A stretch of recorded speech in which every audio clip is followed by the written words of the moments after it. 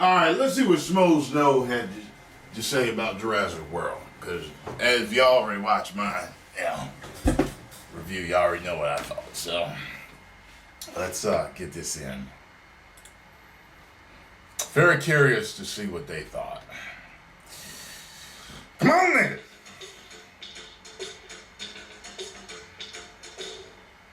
Hello, Schmoville. Now, before we get started, let me show you a couple t-shirts. Look at that. That's Jurassic. That's Jurassic. That's Jurassic. Where can you get it all? It's on our t-shirt store. That's why we talk about it all the damn time. We wear all these movie shirts. You guys can get them. Browse around. It says it right there in the link in the description. Get cool movie t-shirts. Go there. There's so many cool Jurassic World ones. Thank you to TeePublic. Now, let me ask you, why are you talking about these Jurassic World t-shirts that are available in our merch store? Well, they saw the title of the video, and I'm assuming they want to watch our Jurassic World spoiler review.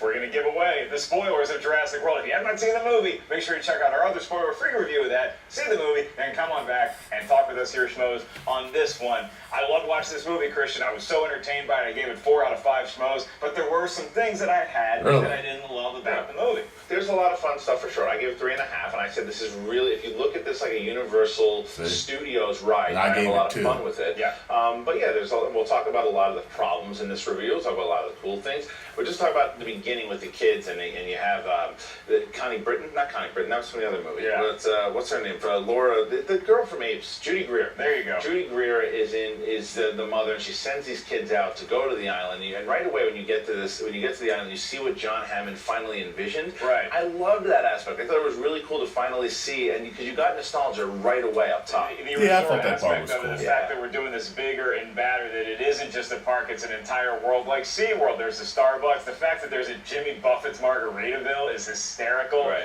And then the dinosaurs too. Starbucks too. You can go up and you can pet the dinosaurs and you can do all these things. There's a Pet golf zoo, course like I there. It's a talked nice about. hotel. It's where people probably go for their bachelor parties now. It's no longer this mystical place where I can't believe I'm going to see a dinosaur. Now seeing a it's been there dinosaur for a while. is like seeing an elephant or a giraffe, where you don't have the shock value. And so in order to maintain that excitement level, you got to keep upping the ante. One of the ways is to get Verizon Wireless to blow us a brand new genetically modified dinosaur, and it turns out to just wreck a bunch of shit. I loved watching that new dinosaur. I thought a lot of it was cool. I mean, because this is where you have to separate and realize that this is a monster movie. Because it's a bit silly when you find out what all this stuff. It's like a raptor mixed in there and whatever, and a bunch of and a T-Rex.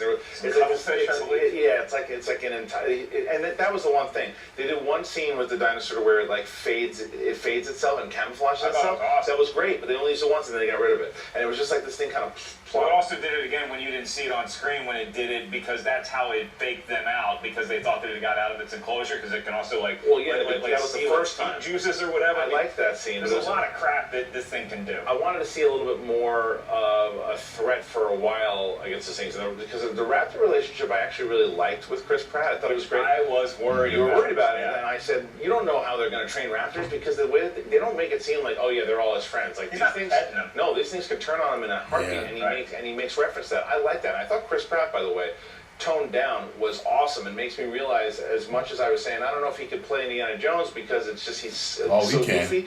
Yeah. He's goofy for like one scene, and for the most part, he's a badass, and he plays well. And that Star-Lord badass, like a badass. Yeah. I thought he was fantastic. Bryce Dallas Howard, I ended up loving her character initially. She seemed like a stock character. I don't like her She's character. We're gonna have to win her over. Straight up stock. Vincent D'Onofrio's character. Oh, we're gonna have to win I said it could have done without him. There were a few cookie cutters. That was my least favorite storyline. It was not only the one with Vincent D'Onofrio, was the one with the guy, who's flying the pilot. He's kind of the mastermind. Oh, right. And him behind the scenes, it just didn't feel real to me. I felt like I was in a different movie. He was the John Hammond of this movie, and it didn't feel he wasn't a bad guy. And it's like, come on, you guys know what a risk this is. Nobody's going to be that loose and callous with their creation of the new dinosaurs. And I didn't like that making the B.D. Wong character, who's this genius geneticist, almost like a Bond villain towards the end of this movie. Yeah, they did. Dealings. It's like I can't believe that any.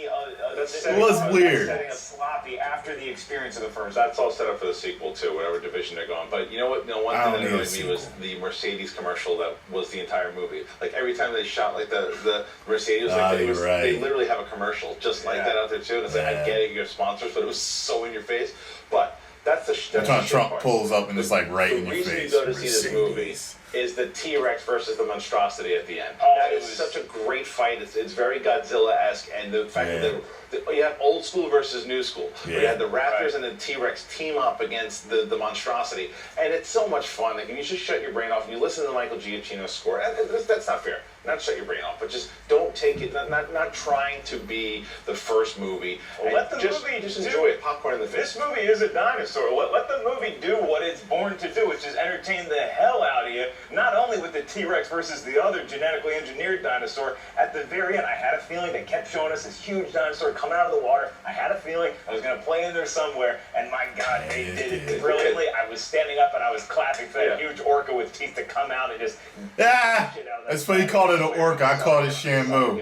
At the end of it, you should also in my realize review, that, because you could, if you wanted to, go, wait a minute, how come the T-Rex isn't chasing Bryce Dallas Howard? And wait, why do the Raptors completely trust Chris Pratt now? And now it's just stop. I bought into that. The Raptors even talking to each other. As much as I make fun of the talking dinosaurs from Jurassic Park 3, I thought it was a dream anyway. I bought into this world. I've never actually seen the movie. Sorry, kids. So this one was so much fun to me. And I'll give you a quick example. Is Jake Johnson's character is hysterical. Somebody made me laugh. It made me giggle. When I'm thinking about this in Intelligent Mark Ellis, which I have a pretty high SAT score, I'm like, there's no way they'd hire that schlub to be running, to be in the control center of this Jurassic World. But when you're watching the context of the movie, that character wins you over. This movie does some things that, yes, are unbelievable on paper, but it wins you over once you're in the theater, and I hope so once you pop in the Blu-ray and this thing comes out, because I love watching this movie. I can't wait to see this thing. I'll probably see it 2 or 3 more times. Yeah, see that? Seeing it again, I don't disagree with you, but I don't want to see a sequel. We're done. You don't know right there. And he just said he doesn't want to see a sequel, just like I don't. The risk of what happened with Lost World and Jurassic Park 3 is that I there's don't nowhere else to go with this. I think that's why Colin Trevorrow said he's not coming back, and it makes sense. Go off and do some other things, just as a director. Going from Not Guaranteed then into this, the guy delivers on a blockbuster scale for sure, and he'll be doing other things. This, I think that you run the risk of just doing generic flop. Damage. That was my one kind of. It's not really a complaint, but it's like I don't see room for a sequel here for any movie that is not bad. You know what I'm saying? Like, obviously they can go the militaristic route. That's what I was going to say.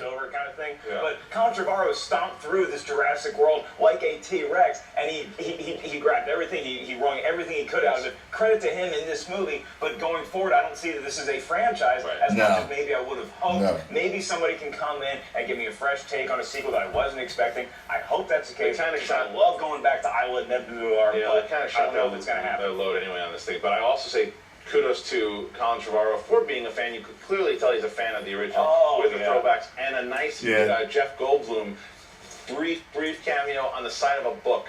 So look for it. I didn't see it when the kids are on their way in. Oh, by the way, that storyline was a little dopey too, with the kids. Like, they were trying. The older brother was annoying me at first, but we're really liking Kings of Summer. That whole storyline with them, like, it was a bit forced. I told y'all it was stupid. Going on, so I thought that was handled well. It's like, let's start out here and then let's take that down, take the dinosaurs up. But overall, fun movie. I had a blast with it. Watch our review, get our scores and everything. And make sure, like I said before, get yourself some Jurassic Park shirts. They're awesome.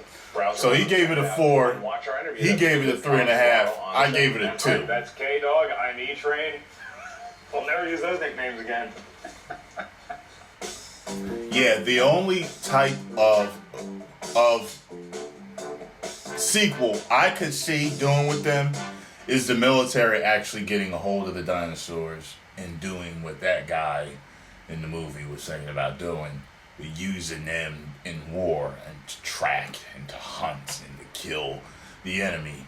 That I would feel were very interesting, just because that whole hunting scene with the raptors was probably my favorite part. Just the whole dynamic, even all the way up to the end with how they communicated together, and with Chris Pratt, they turned on him, and then they re-allegiance with him, and all that. That was, that I like. But like I said, I want to watch it again.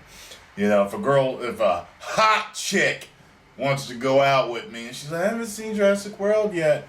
I'm like, you sure maybe we want to see something else? No, I really, really, really want to see it. I'd be like, okay, I can sit through it again. If I come to my bully's house and he's watching it on DVD with his family, I come in the middle. I sit down. But I'm not physically looking for it to watch at all.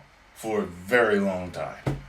Post your comments down below. Let me know what you thought about Schmosknow review. All right, and I'll post my review down below in the